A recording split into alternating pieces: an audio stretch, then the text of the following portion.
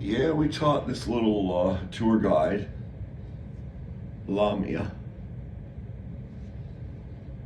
to brace herself for the ugly American tourists.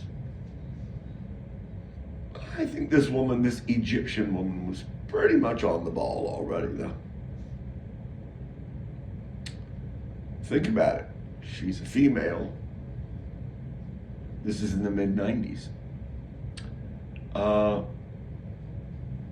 Acting as our tour guide. So, she's doing something. She's got something going on there for herself. Yeah, we told her about us, the ugly Americans, and I'm sure she's had, plenty of Americans before then, and had plenty of ugly Americans. And so we taught her to ask the next unruly American, after they've been their typical ugly American selves, we taught Lamia to ask the person if they were from the boonies. Now, we had to work with the girl. Her English was pretty good. Again, she's speaking my language and she's speaking her own native, Arabic, whatever the dialect is.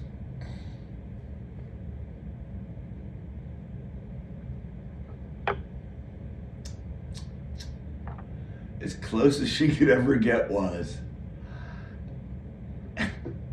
"You from Booney?" And we were like, good enough. Fond memory.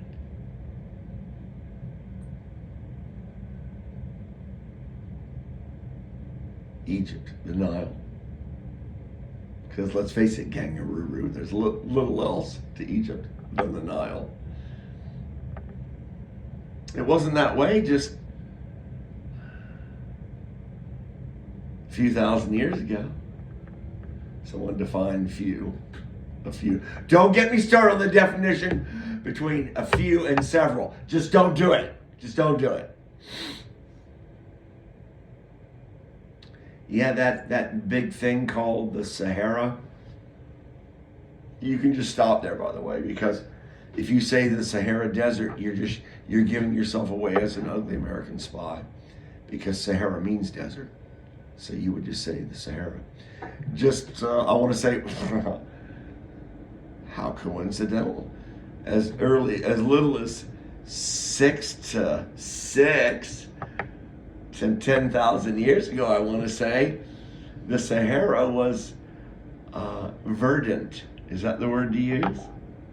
I don't know that lush would come into play, but it was green.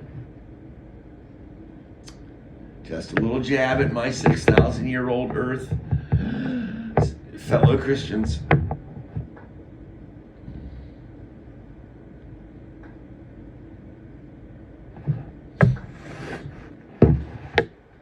Yeah, remember we stood in, we were in Belize, a day excursion from one of the cruise ships. And our tour guide, I can't remember his name now.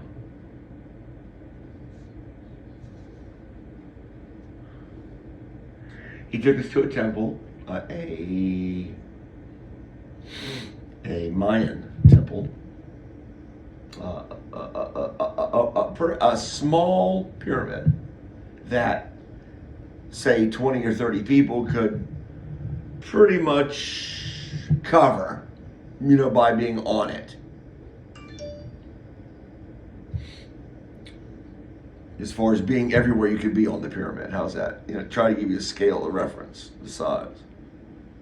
50 people or so could, pretty much be standing anywhere you could be on the pyramid. And each facet of the four sides, I'm sorry.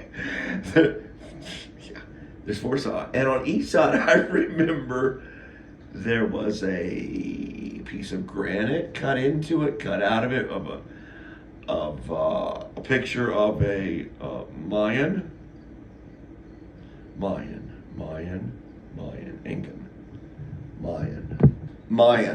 who cares? Deity, Lord, figurehead. And I noticed that on the faces, on all four sides, as I walked around this pyramid, the noses had been chiseled out. I can be a dork.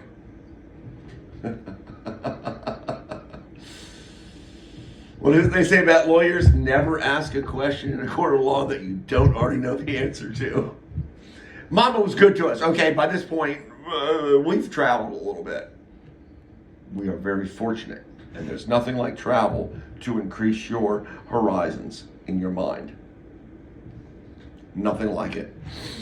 So, and I say to our tour guide, I notice that, the noses are like, they've been like deformed or something. And he said, oh, that's probably just due to weathering.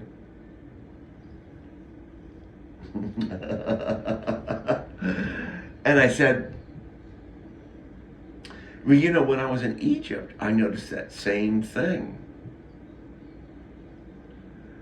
That on a lot of these deities, the noses would be chiseled out.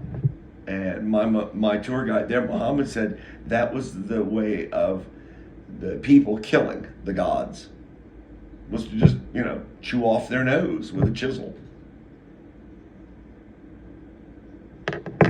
There are some interesting similarities as far as the building of pyramids between the continent of Africa, continent of Africa, and the continent of South America and some of Central America. There are some similarities as far as architecture, things like that, which you look it up. I won't go on.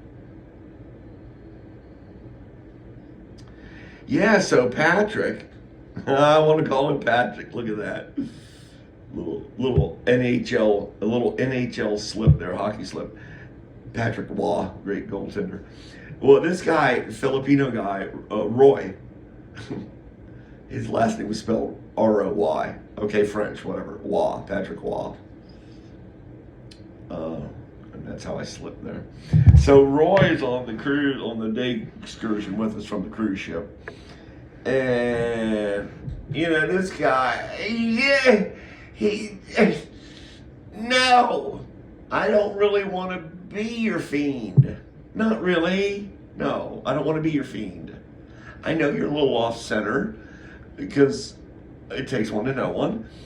If I'm being honest, you're a hell of a nice guy, but I just leave me alone.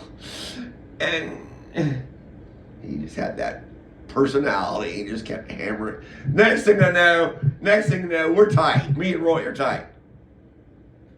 We're just taking everybody else's inventory in the tour group, because now that we're together, it's like there's a synergy.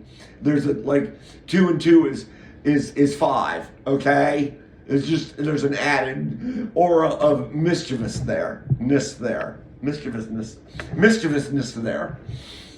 And so we're having a good time. We're cutting on each other, cutting on this. We're looking at where they used to roll the heads around of their defeated opponents. Yeah, you want to talk about a football match, huh? Right? You're kicking each other's heads around, okay? Yeah. Milk was a nickel. Uphill both ways. Man, these Mayans, man, they have some grimace. Whew, we won't even get into sacrifices. So, and Pat, see, I keep wanting to call him Patrick. And Roy was like, John, let's get some Abukados. I mean, we're in Belize. I mean, there's orange mangroves, or what do you call it, orchards, and there's avocado stuff around us, trees. And the man just kept talking about these Abukados. John, let's get Abukados. Oh, this man. But on the way out, I got to give him props. Because, you know, I'm stupid. I am. I'm stupid. I'm just stupid. Yeah, I'm stupid. In our group was the captain of the ship. Yeah, the captain of the ship. We're in Central America. We're in a small tour group in Central America